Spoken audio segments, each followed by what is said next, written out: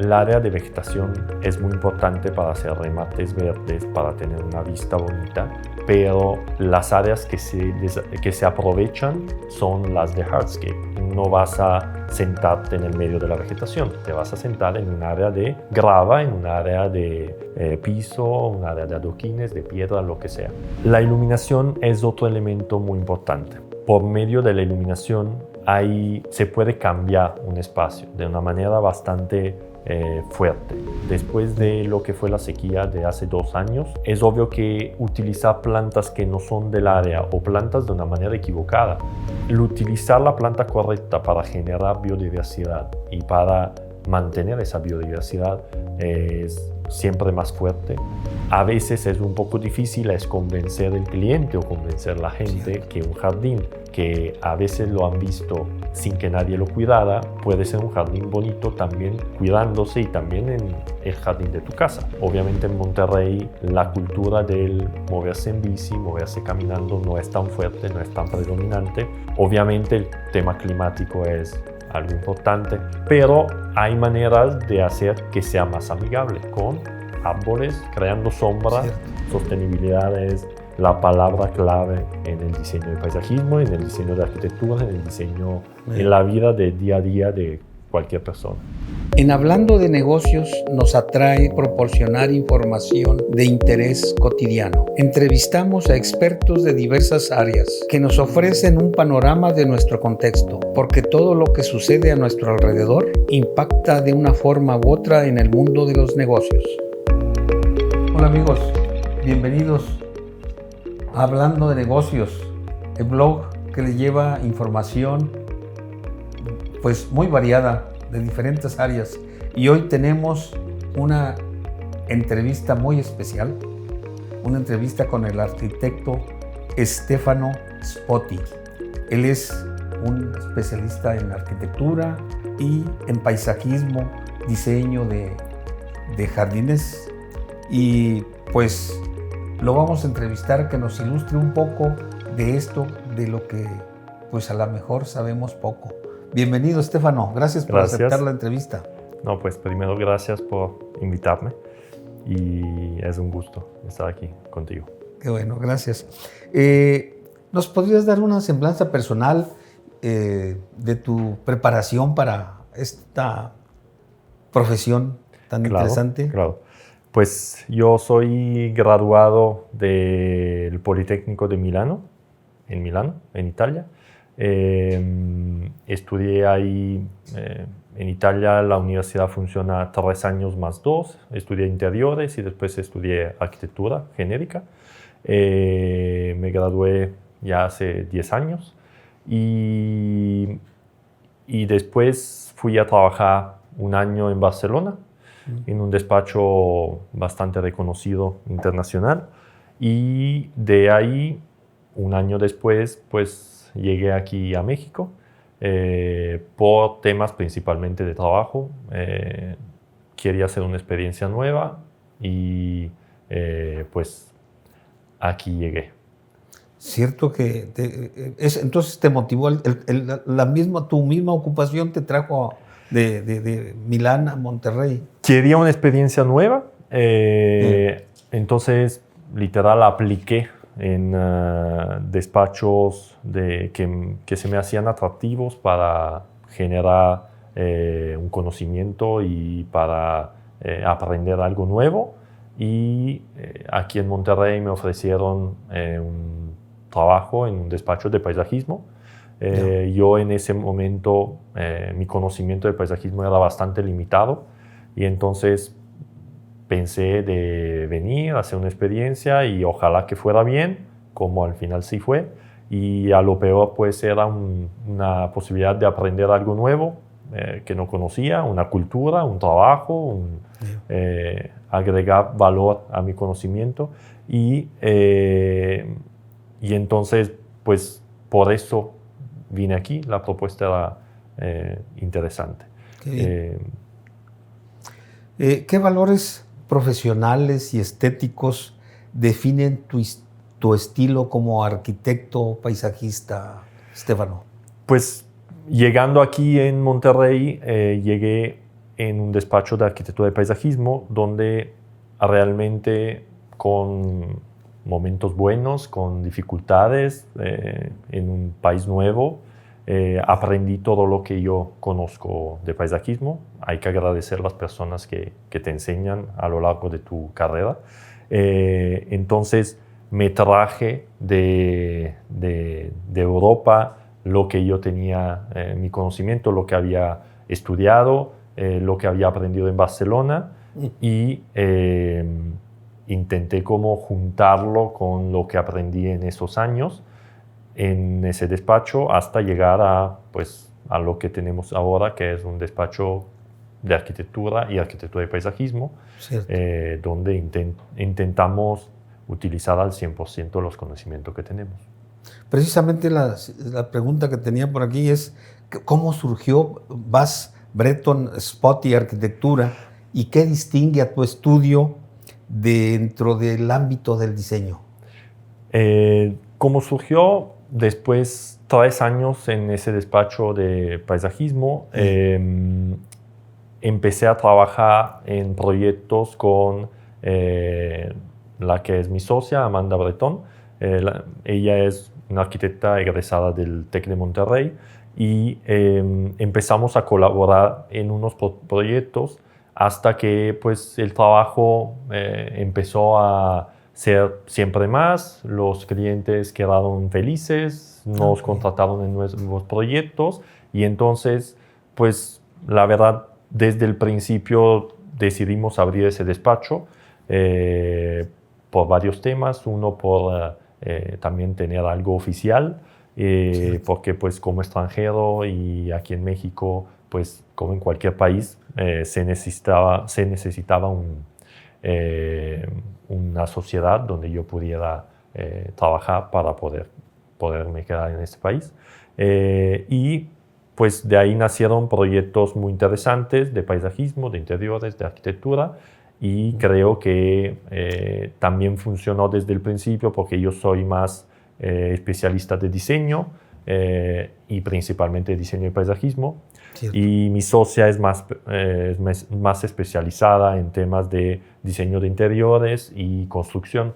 Entonces, de ahí pudimos generar un despacho donde diseñamos desde cero los proyectos y hasta lo construimos y lo entregamos al cliente. Cierto. Y bien decoradito, bonito. Todo bien decoradito. Qué bien. ¿Qué es, desde tu perspectiva, la arquitectura de paisaje y cómo se diferencia de la jardinería tradicional? Decimos que la jardinería tradicional, que pues, es una parte importante del diseño de paisajismo, está más enfocada en el tema de plantado mayor, menor, los árboles, las plantas. El diseño de paisajismo es un poquito más complejo. Incluye lo que es diseño de hardscape, de softscape, entonces temas de plantas, temas de banquetas, de pisos, de pérgolas, de elementos de diseño de paisajismo que afortunadamente en los últimos años decimos que lograron tener más valor en el diseño de la arquitectura. Entonces hay muchos elementos como pueden ser fuentes, elementos de agua, elementos de fuego, fogateros. Todo eso junto genera el diseño de paisajismo, la arquitectura de paisajismo. Entonces la jardinería es parte de lo que es la arquitectura de paisajismo. Ya. ¿Sí? Bien. ¿Cuáles son las etapas claves de desarrollo de un proyecto de paisaje? Siempre intentamos ser claros con los clientes porque los clientes no conocen cómo se le va a presentar un proyecto. Entonces, la primera idea nace viendo lo que ya los clientes tienen en su mente. ¿Por qué? Porque pues, nosotros podemos diseñar algo muy bonito, pero al estilo o con las necesidades que nosotros pensamos, mientras los clientes seguro ya tienen una idea. Entonces, la primera cosa que es importante es entender qué idea tiene el cliente. De ahí se hace el diseño conceptual. El diseño conceptual es, decimos, el diseño por medio de modelos 3D, por medio de renders, por medio de diagramas de lo que es la idea de proyecto. Se hacen revisiones con los clientes, se intenta llegar a un acuerdo, porque es un acuerdo donde el diseño viene, nosotros potencializamos la idea del cliente. Una vez que ya ese diseño, esa idea está aterrizada, se hacen los planos ejecutivos. Los planos ejecutivos es donde se aterrizan las ideas conceptuales en un plano que se pueda construir. Entonces, ¿cuáles son los planos ejecutivos típicos de un diseño de paisajismo? Lo que es acabados, lo que es vegetación, iluminación, riego y hasta detalles, porque pues en algunos proyectos, como decíamos, hay temas de hardscape, donde se tienen que hacer detalles de bancas, detalles de fogateros, detalles de los elementos que son partes del diseño. De ahí se pasa a la construcción. Por medio de los planos se hace un catálogo donde a cada concepto se le pone un costo y se pasa a la construcción hasta llaves en mano. Muy bien. Sí, es laborioso, ¿verdad? Lleva mucho trabajo. ¿Qué factores consideras antes de diseñar un espacio exterior? Hay muchos factores que son importantes en cualquier proyecto. Los proyectos de paisajismo pueden ser residenciales, pueden ser públicos, mixtos. En todos esos proyectos se necesita primero revisar la geometría que tiene el terreno que tenemos. Entonces, relacionar esa geometría y la topografía, entonces pendientes, si hay árboles ya presentes en el terreno, y poder aterrizar la idea que tiene el cliente y que tenemos nosotros al terreno que tenemos a disposición. Obviamente hay que tener en cuenta temas climáticos, si estamos en Monterrey, si estamos en otra área de la República o del extranjero. ¿Por qué? Porque pues, el tema del calor, el tema de la lluvia, las precipitaciones son un factor bastante importante en un proyecto de paisajismo. Cierto. ¿Cómo influye el diseño del paisaje en la calidad de vida de los usuarios, Stefano? Pues decimos que nuestra intención es mejorar la vida y la experiencia de los usuarios, siempre. Entonces, justo el enfoque del diseño de paisajismo es hacer que los usuarios, que sea el jardín de tu casa, o que sea un parque, o que sea las amenidades de tu torre, hagan que tu vida sea mejor. Entonces, que sea más agradable, que tú puedas aprovechar los espacios que tienes a disposición al 100%. Entonces, la idea de mejorar la situación, mejorar la experiencia de los usuarios es probablemente el concepto más importante del diseño de paisajismo. Cierto, qué bien. Vamos a algo más práctico. ¿Cuáles serían las recomendaciones esenciales para regenerar un jardín, por ejemplo, después del invierno que aquí luego nos maltrata? Es muy importante prevenir, primera cosa, sí, en el sentido. Afortunadamente vivimos en un mundo de tecnología donde 2 días antes de que baje la temperatura ya sabemos. Sí. Entonces, haciendo el ejemplo más precisamente aquí en Monterrey, la temperatura a veces baja abajo de 0 grados. Cierto. Y las plantas que son endémicas o las plantas que se utilizan en el diseño de paisajismo aquí en Monterrey son más propensas a resistir a temperaturas cálidas, al calor. Sí. ¿Por qué? Porque la mayoría del tiempo esa es la problemática. Entonces, en el invierno, el primer consejo es, cuando sabemos que va a bajar mucho la temperatura, saber cuáles plantas son más susceptibles y más propensas a quemarse o a morir con el frío, y taparlas con una lona, con una manta, con lo que sea, taparlas.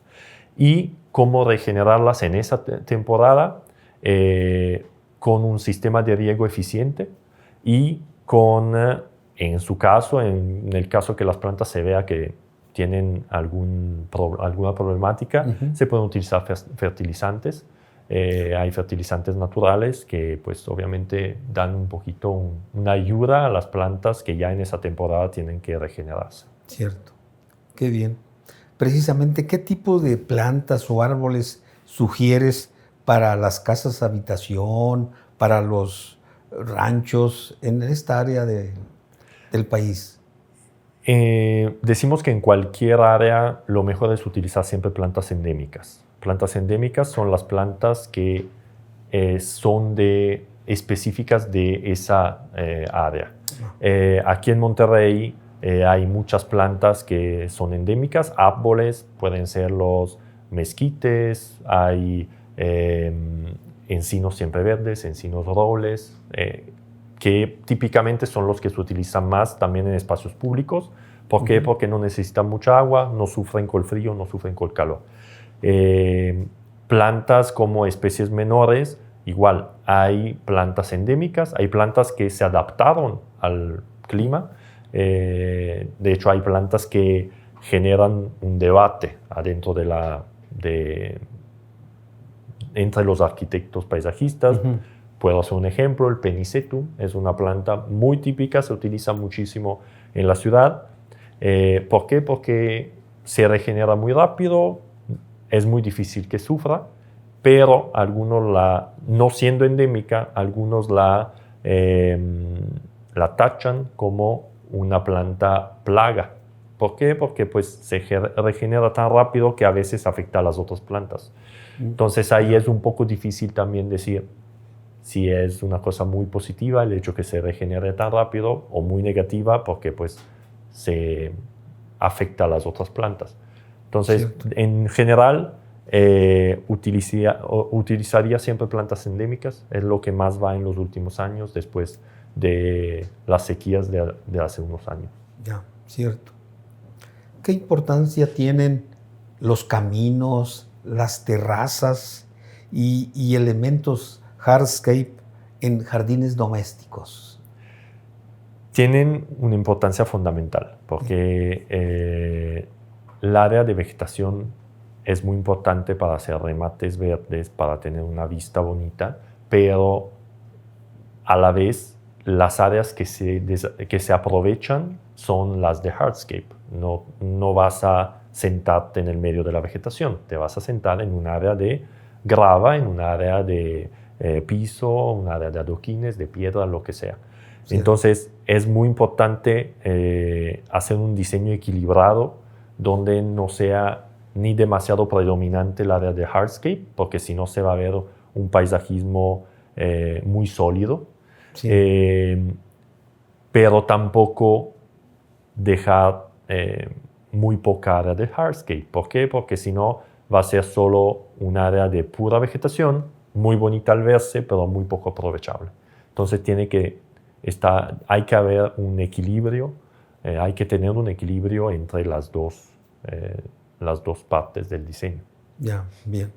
Ahora, Stefano, háblanos del papel que juega la iluminación en un jardín bien diseñado.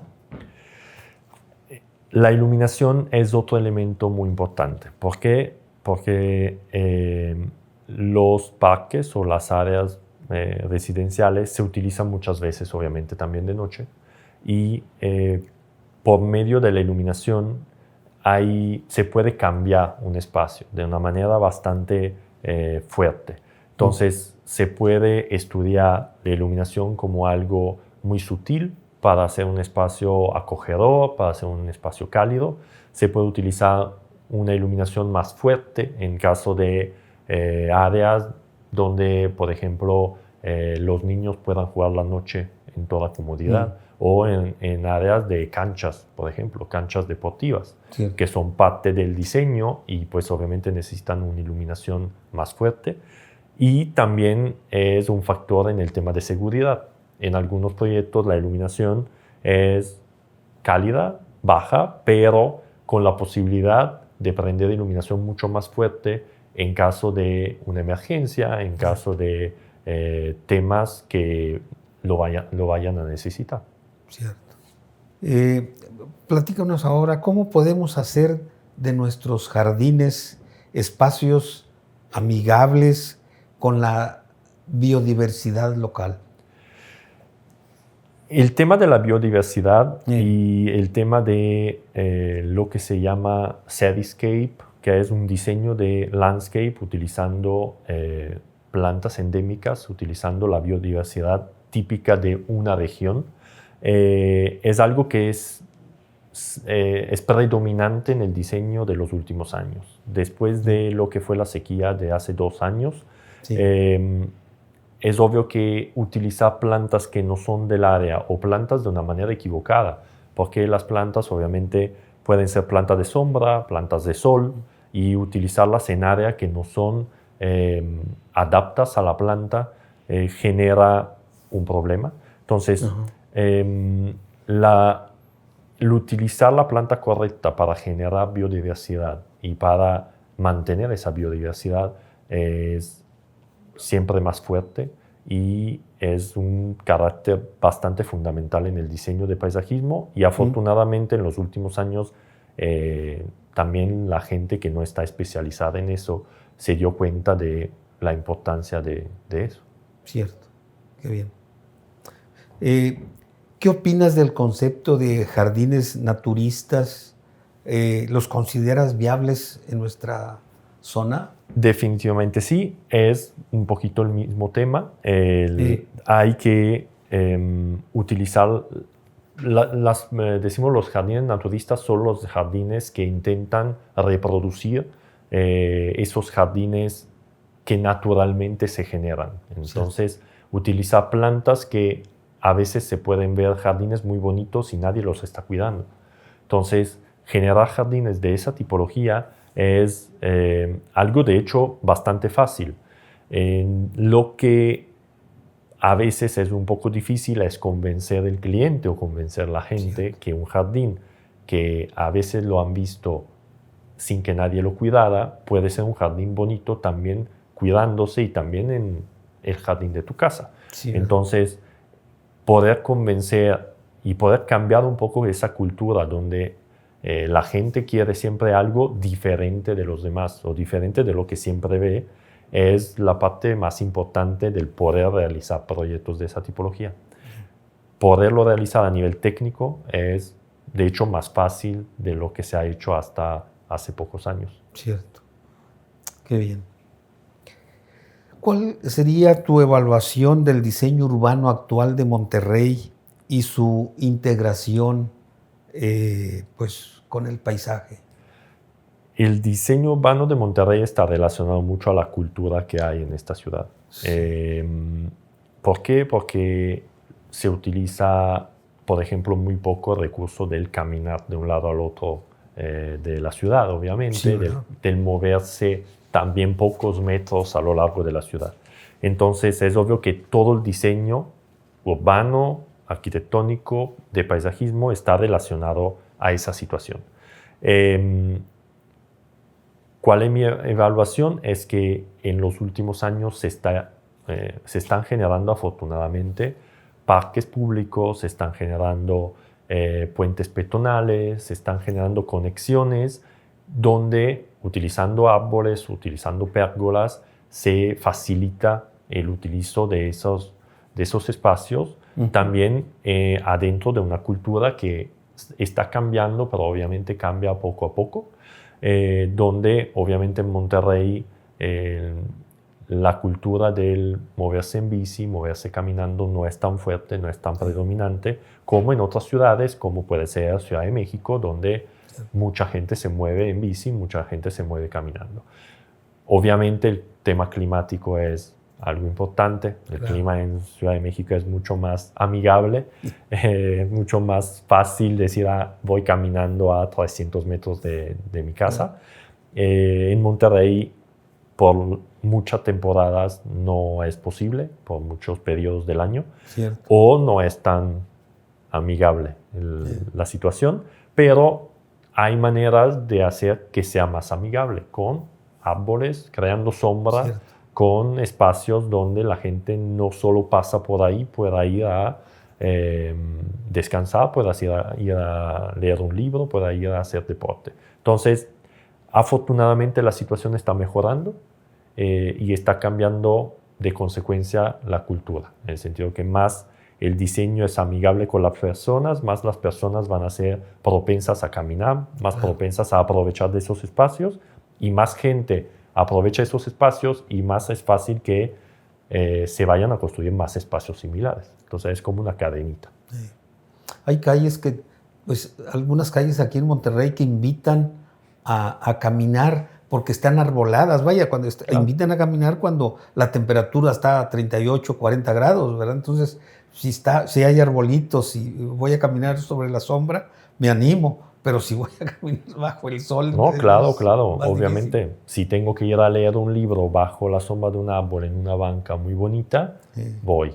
Si tengo que ir a leer un libro bajo un árbol que no tiene ramas y está muy chiquito y en realidad me está cociendo el sol, pues es mucho más difícil que me anime. Entonces, es muy importante. La verdad es que es muy importante ese cambio cultural que es generado un poco por la gente, por las personas y un poco por las administraciones y por los diseños que los arquitectos tienen que hacer pensando a la gente que lo va a utilizar. Cierto. A veces hay proyectos que son un poquito utópicos, en el sentido que se hacen proyectos que es muy difícil, tal vez son muy bonitos, pero por donde se encuentran van a ser muy poco utilizados. Cierto. Entonces, eso es muy importante que las dos cosas vayan parejas. Claro que sí. Muy bien. ¿Qué ejemplos de espacios públicos bien diseñados destacarías, por ejemplo, aquí en México o bien en el extranjero? Pues hay espacios muy bien diseñados en México y en el extranjero. Me gusta mucho revisar y analizar proyectos que cambian un lugar, porque hay lugares que tal vez nacen como algo muy poco utilizable o muy poco agradable y se transforma mágicamente con un diseño de paisajismo muy bien hecho y urbano, porque van muchas veces juntos, se transforma en algo que la gente pueda aprovechar. Entonces, en México, pues hay, por ejemplo, el Parque La Mexicana en Santa Fe, del arquitecto probablemente más importante de paisajista mexicano, se llama Mario Sherman. Es un proyecto de un área que obviamente se desarrolló donde antes era literal un basurero. Se desarrolló toda una parte de ciudad y poco a poco se desarrolló una ciudad financiera y igualmente por la posición que tenía para evitar también el movimiento de la gente desde la ciudad hasta Santa Fe, poco a poco se generó una ciudad residencial. Cierto. Y el Parque La Mexicana es un parque donde se puede ver, desde las fotos se puede ver, hay a pocos metros torres muy altas, no estás a mucha distancia de áreas residenciales, hay lagunas artificiales, hay áreas como escenarios, hay ciclopistas, hay áreas para hacer ejercicio, hay mucha gente que aprovecha ese espacio. Entonces, cuando hay mucha gente que aprovecha un espacio, significa que el espacio está bien diseñado, en una buena posición y muy aprovechable. Otro proyecto en el extranjero podría ser Río Madrid. Es un proyecto que de hecho es una situación muy similar a la que tenemos aquí con el río Santa Catarina. Es lo que era literal un río con alrededor autopistas o calles muy grandes. Lo que se hizo fue una inversión muy grande para que las calles pasaran por abajo y entonces se regeneró ese río y donde estaban esos carriles se generó un parque lineal de casi 10 kilómetros. Entonces, ¿qué generó eso? Generó un espacio obviamente muy vivible donde a lo largo de esos 10 kilómetros hay canchas, hay áreas multiusos, hay juegos de niños, hay 1000 cosas. Qué bien. Regeneraron áreas de la ciudad que antes daban hacia una autopista o una calle muy grande y a un río en muy mal estado, y ahora dan hacia un parque lineal de 10 kilómetros. Entonces, hay áreas de la ciudad que obviamente ganaron valor, que subieron el nivel socioeconómico.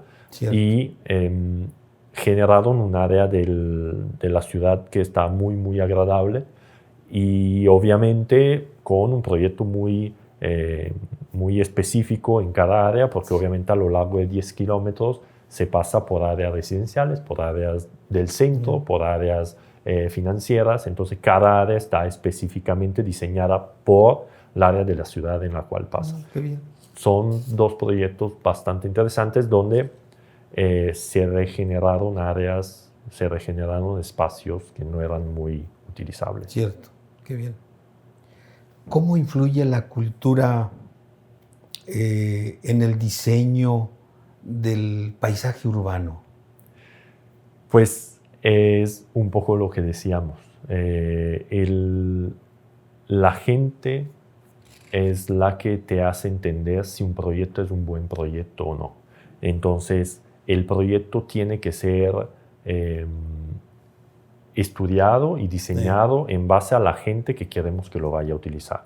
Entonces, la cultura de la gente en base a la ciudad, en base al área de la ciudad, porque en la misma ciudad hay culturas diferentes. Cierto. Entonces, en base a todo eso, hay que estudiar un proyecto pensando en la gente que lo va a utilizar, pensando en si la gente es propensa a utilizar la bici, a caminar, si es propensa a ir a jugar una específica tipología de deporte. Por ejemplo, hacer una cancha de fútbol en Monterrey, siempre hay alguien que la va a utilizar. Sí, ¿verdad?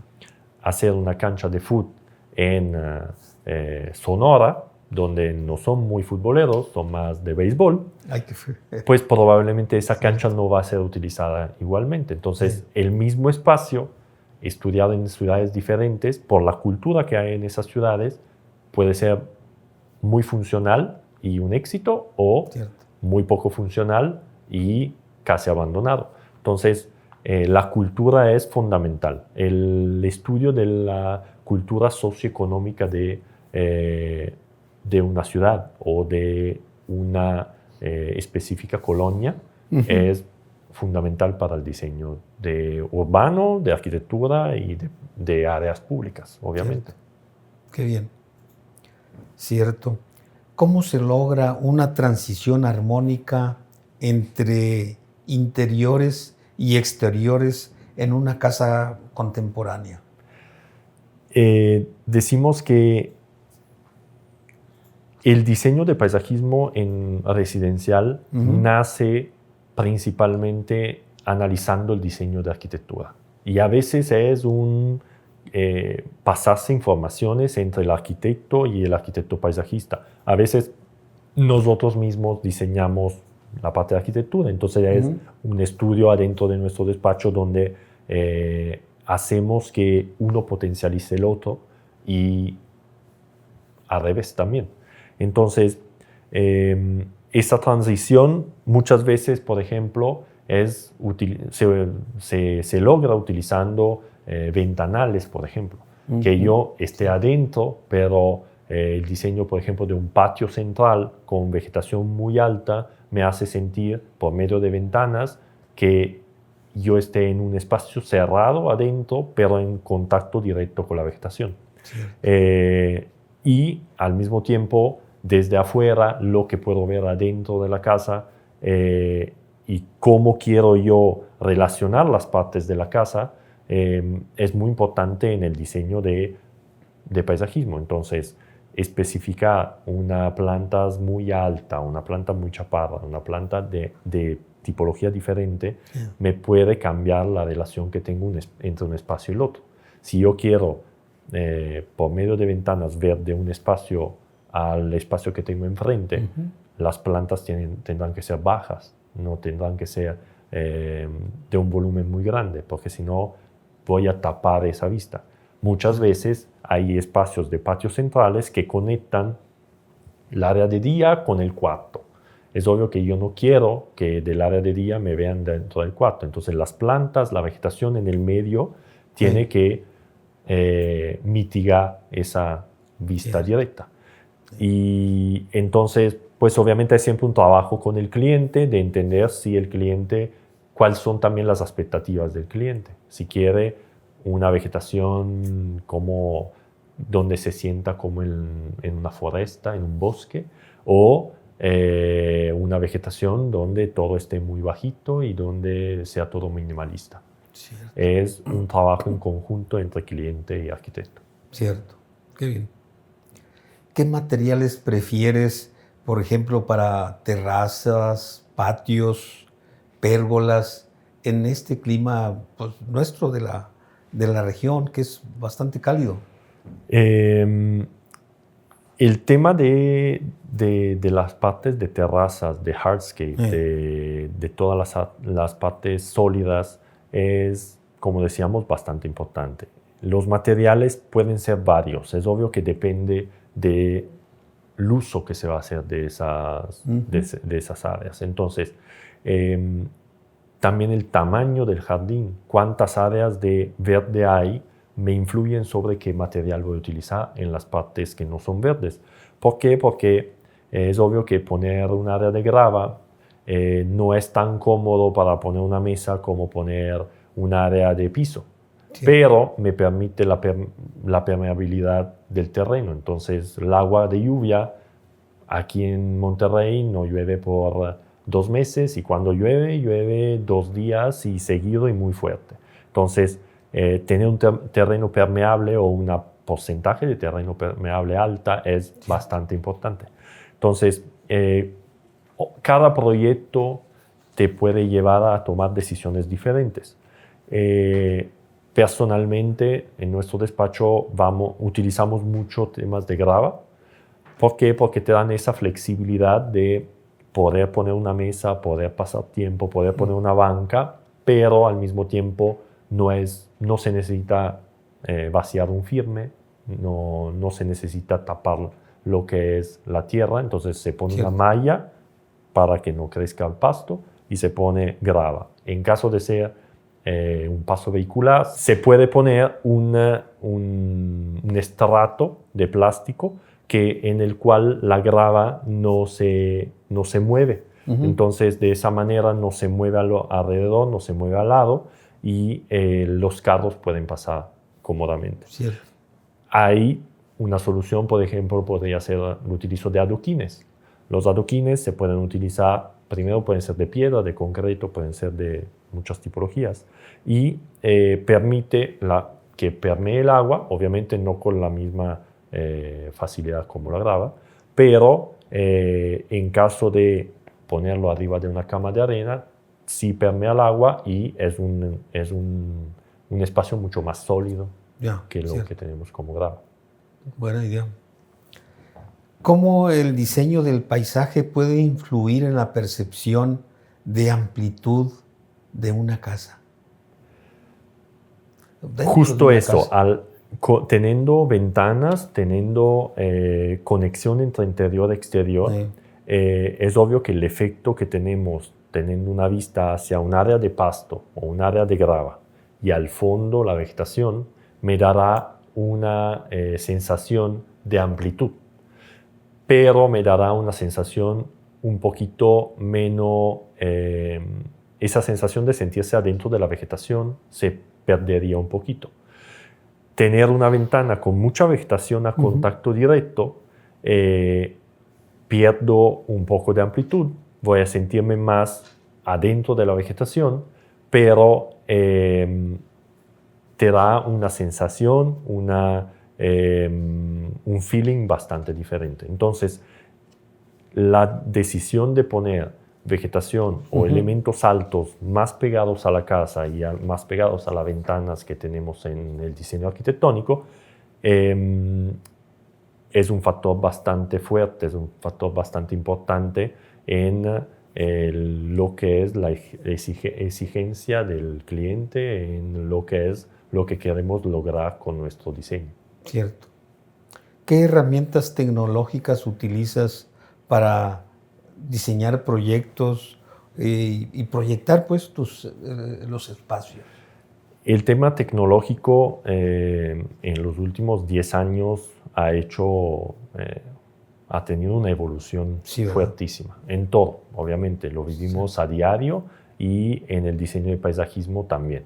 Entonces, desde los temas más básicos, que son los de riego, el riego ya obviamente no es manual muchas veces, hay tipologías de riegos diferentes, hay temporizadores que obviamente ayudan a utilizar menos agua y sensores que te ayudan a decir la tierra en este momento ya está mojada, llovió, entonces hoy no vamos a regar.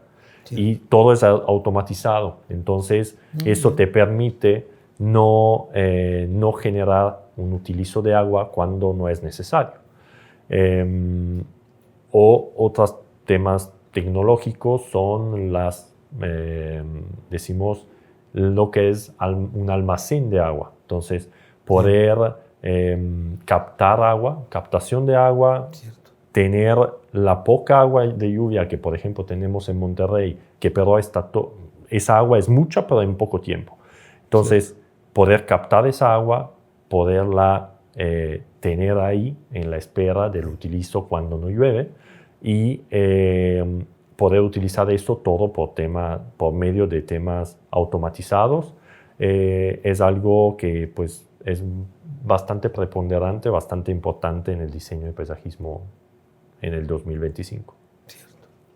Muy bien.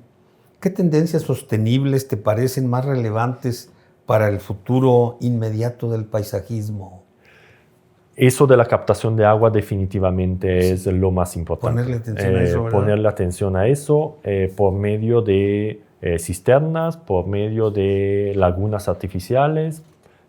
La captación de agua no a fuerza tiene que ser un elemento feo del diseño de paisajismo. Se pueden hacer diseños basados sobre la captación de agua. Una laguna artificial es el ejemplo. Camellones en el medio de las calles con áreas verdes y con pendientes y tuberías que llevan agua a una cisterna o a un área que sea utilizadas para eso.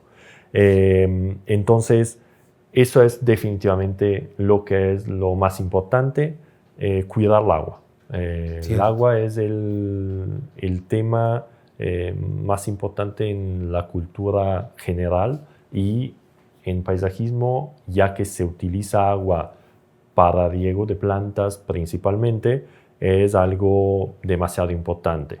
Poder utilizar agua que no sea el agua de la llave, entonces que sea agua, por ejemplo, reutilizar agua que ya se utilizó, por ejemplo, por medio de filtros, que el agua que se utiliza en una torre se pueda por medio de filtros reutilizar por el riego de las plantas, nos permite darle doble utilizo a la misma agua. El agua que utilizamos para la descarga de nuestra taza o para bañarnos o simplemente en nuestro lavabo. Toda esa agua hasta hace pocos años y todavía en muchos casos pues se va a perder toda. Se pierde. Ya afortunadamente, principalmente cuando la inversión es grande, entonces, por ejemplo, en el diseño de torres, donde hay mucho utilizo de agua, todo en el mismo lugar,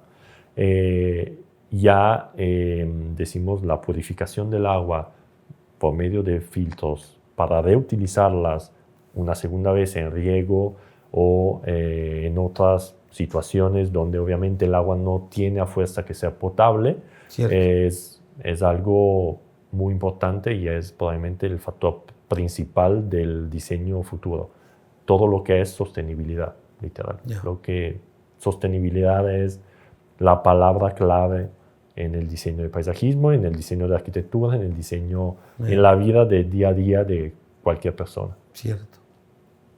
¿Nos compartirías un proyecto que te haya marcado o transformado tu visión del paisaje? Pues relacionado a lo que estábamos diciendo, hicimos hace 3 años, más o menos, un proyecto en un hospital en Veracruz. Se diseñó primero una laguna artificial, de hecho 2 lagunas, una principal, una más chica, para la captación del agua y para el utilizo de esa agua para riego de todo lo que era el diseño que es el diseño de paisajismo del hospital. Y en una segunda etapa se hizo el diseño de 4.000 metros cuadrados de techo verde para las terrazas de los cuartos donde había gente en terapia intensiva o donde la gente iba a quedarse por un periodo más largo. Eso para el utilizo de esas áreas por la rehabilitación, por simplemente poder salir al aire libre mientras que la gente estaba en ese hospital. Cierto. Entonces, estando en un periodo poco post-COVID, obviamente fue un proyecto que creemos que pudo agregar mucho valor a ese proyecto arquitectónico, porque pues, las áreas fueron muy grandes, porque tuvimos que ver temas técnicos, tecnológicos muy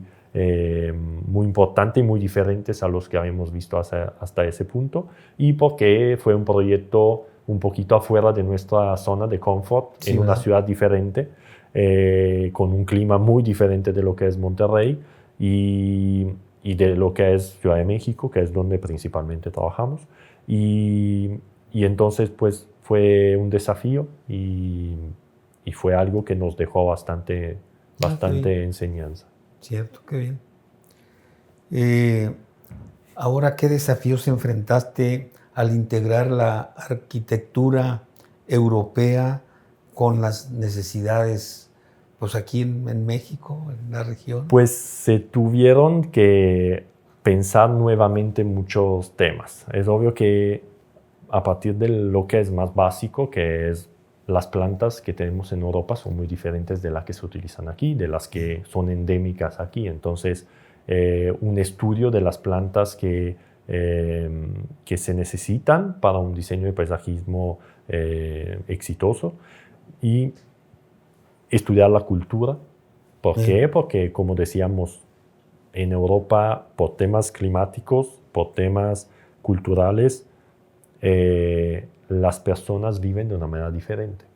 Y entonces se tuvieron que adaptar los conocimientos que tenía en Europa a lo que es una cultura diferente, una situación diferente. Cierto. Creo que de hecho es algo que a nuestros clientes gusta, el hecho que a veces se ven juntas esas dos visiones y a veces los proyectos que proponemos son un poco diferentes a los que son los típicos de México.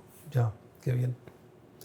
Estamos a punto de terminar, Estéfano, la entrevista, pero antes, ¿qué consejo le darías a alguien que quiere mejorar su jardín, pues sin un gran presupuesto, sin invertir mucho o demasiado? Pues diría que definitivamente seguir las indicaciones de las cuales hemos platicado.